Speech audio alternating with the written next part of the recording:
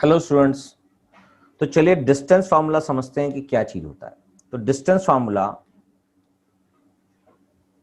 समझने के लिए डिस्टेंस निकालना होगा। बेसिकली दो जगह का, दो पॉइंट्स का डिस्टेंस चाहिए आपको। तो डिस्टेंस फार्मूला क्या होता है?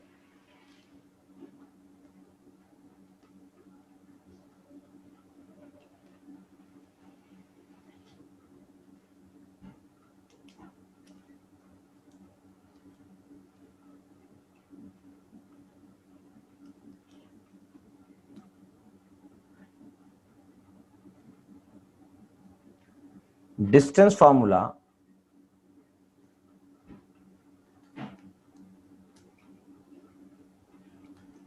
बिटवीन टू पॉइंट्स, मान लीजिए से हमने P और दूसरा पॉइंट Q मान लिया, और P के जो कोऑर्डिनेट्स होंगे वो हम मान लेते हैं, P के कोऑर्डिनेट्स मान लेते हैं x1 x1 और y1, और Q के जो कोऑर्डिनेट्स मान लेते हैं हम उसको x2 और y2। क्या ये बात समझ में आ रही है? हाँ सर, समझ में आ रही है। तो इसके लिए आपके पास डिस्टेंस फार्मूला बन जाएगा, डिस्टेंस बिटवीन पी क्यू, यानी कि पी क्यू निकालेंगे तो क्या बनेगा, root of x square minus x2 minus x1 square plus y2 minus y1 square का रूट। ठीक है सर, ये बात समझ में आ गई, मगर ये फार्मूला ड्राइव कैसे हुआ, ये कहां से आया, फार्मूला कैसे बना? तो उसके लिए समझते हैं कि कैसे बना। हमने बताया था कि आपको एक कार्टेशियन प्लेन है, यानी कि ग्राफ का जो फर्स्ट क्वाड्रेंट होता है वही ज़्यादातर यहाँ काम आना है। क्यों? क्योंकि डिस्टेंस कभी भी माइनस में नहीं नापा जा सकता। तो उसको समझने के लिए भी बात कर लेते हैं। डिस्टेंस चाहे आपके माइनस टेरिटरी में भी आ रहा है, कोई पॉइंट यहाँ है या दूसरा पॉइंट यहाँ है, तो इसके अंदर जो डिस्टेंस होगा वो पॉजिटिव ही दिखाया जाएगा, चाहे वो नेगेटिव टेरिटरी में भी है, क्योंकि डिस्टेंस हमेशा पॉजिटिव दिखाया जाएगा। चलिए समझते हैं क्या कहता है। तो हम एग्जैक्टली कर रहे हैं डेरिवेशन।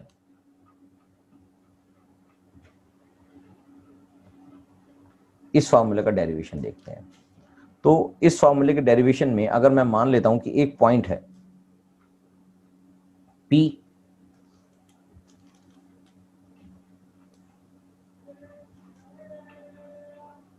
और दूसरा पॉइंट है से यहां पर मान लें, थोड़ा सा इधर कर देते हैं इसको, एक पॉइंट है P और एक पॉइंट है Q। इसको समझने के लिए क्या करेंगे? बेसिकली ये जो पॉइंट P है,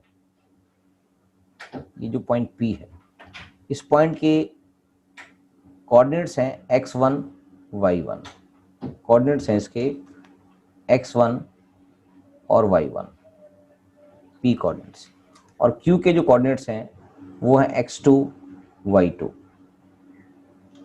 कैसे हुआ सर ये? ऐसे हुआ कि अगर मैं इसको यहां से नापूं और इसको यहां से नापूं, ये ओरिजिन है, और इस पॉइंट को मैं R दे दूं, इस पॉइंट को S दे दूं, और x R तक का जो डिस्टेंस है वो x1 है, और y S तक का जो डिस्टेंस है वो x2 है। ऐसे ही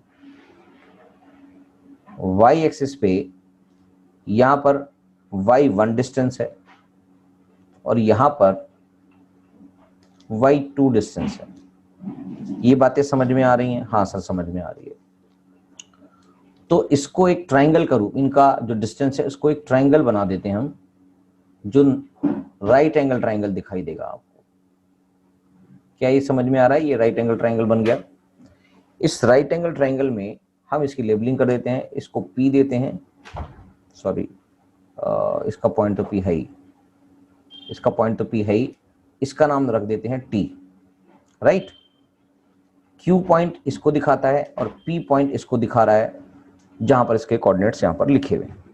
क्या ये बात समझ में आ गई?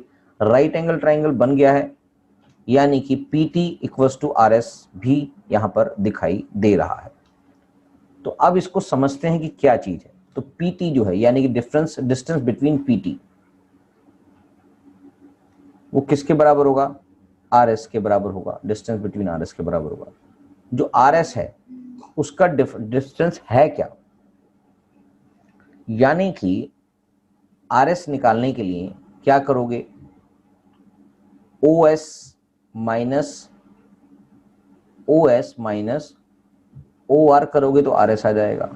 तो OS की वैल्यू कितनी है सर, x2 है, और OR की वैल्यू कितनी है सर, x1 है। मान लीजिए यहां पर अगर 5 लिखा होता या 10 लिखा होता तो इन दोनों के बीच की जो डिस्टेंस था वो कितना होता, 10 माइनस 5 होता, क्योंकि यहां से यहां तक की दूरी अगर 10 है और यहां से यहां तक की दूरी अगर 5 है तो R और S के बीच में जो डिस्टेंस होता तो OS माइनस OR होता, तो हमारा x2 माइनस x1 होता, क्योंकि OS कितना है, OS का डिस्टेंस कितना है, OS का डिस्टेंस है x2 और OR का डिस्टेंस कितना है, वो है सर x1।